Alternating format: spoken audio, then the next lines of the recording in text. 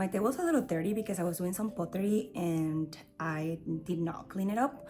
But hi guys, today we are going to be talking about some stationery and journaling items that I think will be really good to purchase if you're getting into journaling.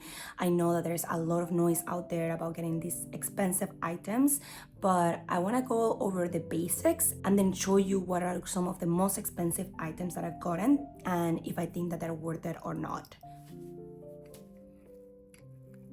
First, obviously you need a journaling notebook or an agenda.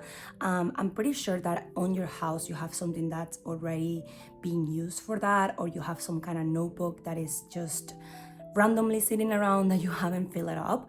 And I totally recommend getting that out of the way first. I find that, at least for myself, there is a lot of notebooks that are just sitting around and they never get to be used. So if you are like me, you probably have something laying around already. And if not, I'll start with something very simple, something very cheap. I really like these blank notebooks because you can draw on it, you can doodle, you can journal, you can write, you can do anything really. And this one I actually got for free from a store that I got some items from, but you can also get it from Amazon. And there's also other stores like Winners or Marshalls will have something similar. I first got started or introduced into the world of stationery and journaling through John Journaling. Oh, there's an ambulance. I feel like it's not a Toronto day if there's no ambulance. I remember that when I went out of the city one time and my friend told me that it was weird for her to go to sleep without the sound of ambulances because it was just too quiet and she felt scared. Now, whenever I hear an ambulance, it reminds me of her. Moving on, the next thing that you need besides a notebook is obviously a pen.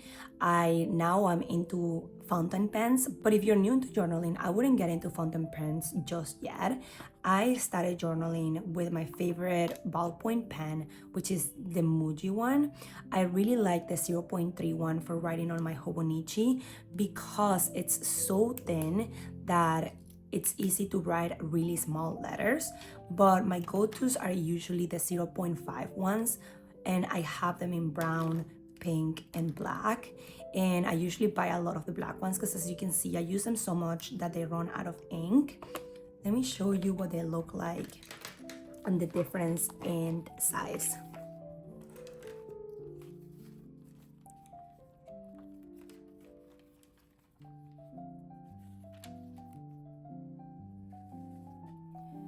So this is my tester page, and this one's the 0.3 one, and as you can see, it's a very smooth thin line.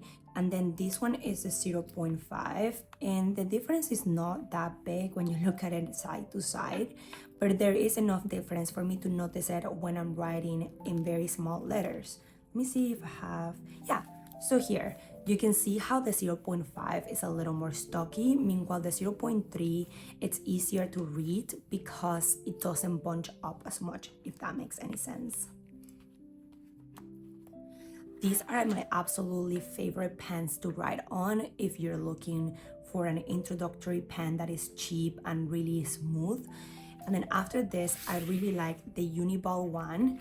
These ones were gifted to me in this pack of different colors, which I absolutely love. And if I try the black one just for comparison, these ones are 3.38. So they will be more similar to the 0.3 one that I have. Let me just go back to that one. I haven't even used this one. It's like brand new. It comes with that like little piece of glue. And as you can see, this one's probably going to be, yeah, it's like a middle point between the 0.5 and the 0.3. It's closer to the 0.3. It feels really smooth, and I actually quite like these pens. The feel of it is really good because I don't know if they're ergonomic, to be honest with you, but something about the way that they were made, it just fits very nicely on my hand, and I feel like I could write forever with this. I also really like a clampy, I don't know what you call this, but this fact that these are clampy, I absolutely love that.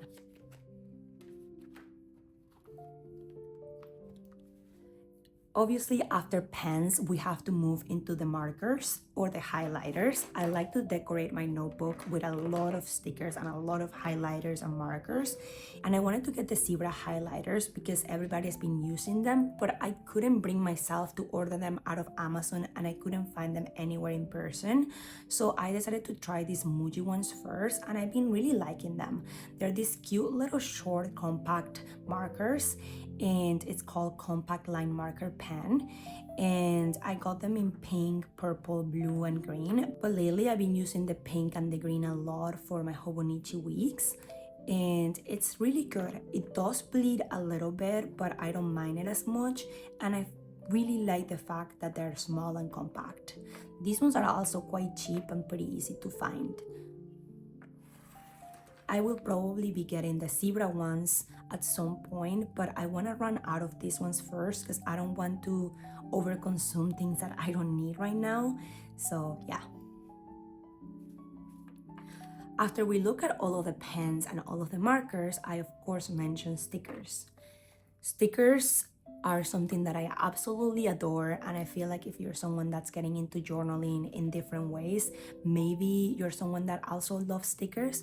And before, I used to have this like Ziploc bag with a lot of stickers in there, and it was a nightmare to try to find them until I got this release notebook.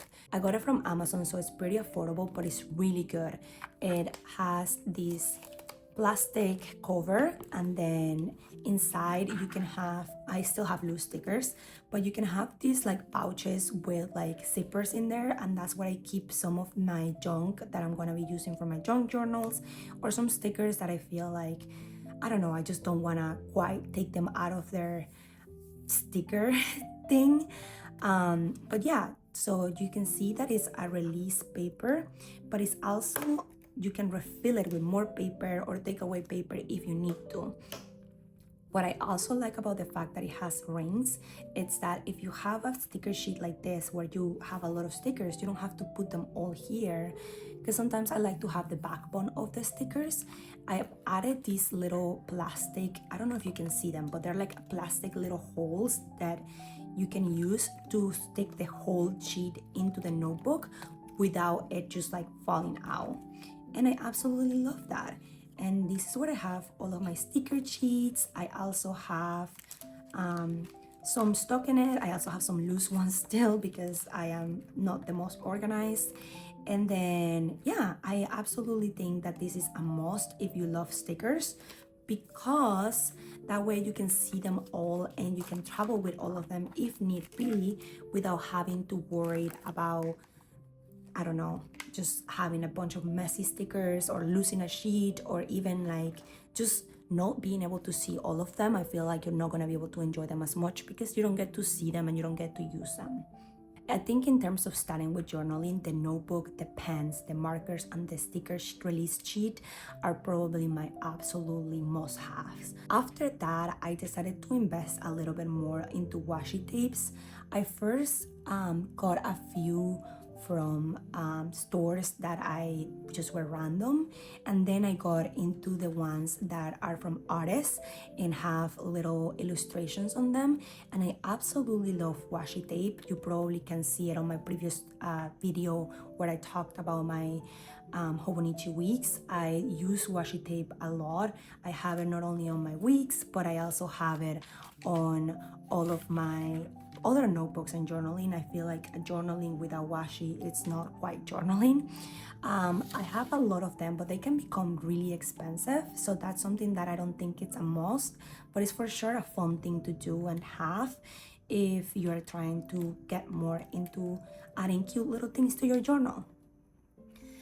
The other thing that is quite expensive that is not a must, but I find adds so much depth and much fun to your journals, are photos.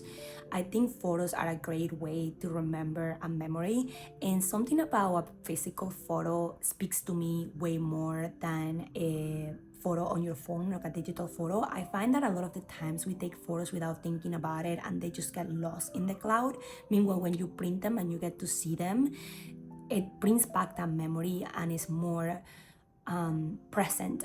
It's more of like a present activity more than like just scrolling through the all photos that you have. Or sometimes we don't even scroll to them. Sometimes photos just get lost in all of our camera roll. So for that, I bought this Canon Ivy printer. I will say that I don't love the color grading of it, but for a printer without ink, it's really good. You can always adjust the settings on your photo. You can adjust things like the saturation, the contrast, and the brightness for it to come out looking more similar to the actual photo. Man, these cars with this exhaust. Car people love their exhaust. Yeah, so this is something that I invested in. It was a little bit on the pricier side for something that is going to be just used for journaling, but I think right now I will for sure 100% buy this again because it just brings so much life, and I just love to see the photos. Let me show you some of them. These are some of the photos that we took at the park that we went to. It's finally getting warm in Toronto, and we went to Riverdale Park with Millie, my dog, for the first time. And the views were gorgeous. We got some pizza from north of Brooklyn. If you know north of Brooklyn, you're in Toronto, you gotta know it's the best pizza ever. And then, yeah, this one's a photo bomb from Millie that I absolutely loved, so I printed here. As you can see, it is more bluish in tones than a regular original photo, but I don't mind it as much, and I think it's so pretty. In this one, you can also see that I edited so that it wouldn't be so blue, but you can cut it and print it in different little shapes so that you don't have to have one big photo. You can also have little ones spread around. And I also use it for my books of 2026. I am very behind on my books of 2026. Please don't judge me if you know where I am, but I can print it for all of the book covers, and I really like that look. This is not my idea, obviously. There's a lot of YouTubers and creators out there that do this, and I thought it was so fun to have just like a little covers of all of the books that you've read. Staying on topic with all of the decorations for journaling, I do have stamps. So these bigger ones were gifted to me by my friends on my birthday. I absolutely love this cat one because it's just so cute. But something that I bought myself that I think was really fun, and I will get it again, it's these little ones that have like different actions in it, and I use them for my everyday journaling to talk about how I'm feeling that day. I believe I have 2 sets, yes. This one's from a creator in Toronto, and you can find them on Etsy, but luckily enough, I was close to her, so she was able to mail them to me through regular mail instead of me having to go through Etsy, and I absolutely love them. It's just like a really fun way to like decorate your journal if you want to do something else that is not just stickers. Now that we've gone through the decoration items and the journals themselves, I believe that it's time to talk about the fountain pens. I am by no means a fountain pen expert. I recently got a fountain pen not too long ago, so I don't know much about it, and I only have 2. I first decided to get the Kakuno, which is a fountain pen that is very affordable. It's from Pilot, and I was like, I'm just gonna get the one and nothing else, because why would you need more than one fountain pen? And then I went to the store to get a notebook because, by the way, I am also a lover of notebooks and paper. And if you want a video about the notebooks that I have and the paper that I use and all of that, please let me know. But right now, I also went there for a notebook and I saw this beauty. This is the Esterbrook fountain pen, and something about it is just so beautiful. First of all, if you know me, you know that I'm a big fan of brown, and also a big fan of this not turquoise, oh my gosh, tortoiseshell.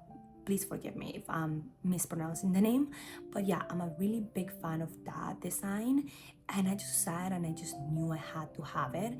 It's gorgeous, and just look at that tip. And of course, I also fill it up with Faber-Castell ink in the shade Chestnut. because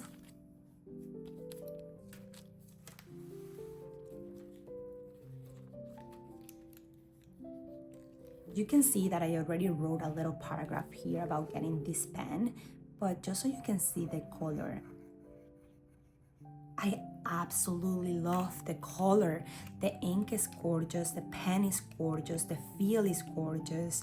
But this one was an expensive one, so I wouldn't go out of my way to get that one unless you are like, okay, you know what, I'm ready to spend some money even though I don't need to. If you are trying to get into fountain pens, I will get into the Kakuno. The Kakuno is a really good entry-level pen. It teaches you how to write into the page because, oh, sorry, I keep confusing. This is so bad. I keep confusing because this one opens by, I don't know what you call it, twisting it. Meanwhile, this one is like a pop out. So this one has like a little face. I don't know if you can see it there, but I did post a video about opening this one, and it teaches you how to write because the smiley face has to always be looking at you. It's really easy to fill up with the pre-filled ink tubes that it comes with, the cartridges, I think they're called. And it was only like $15, which is really good. It comes in different colors, so it's fun.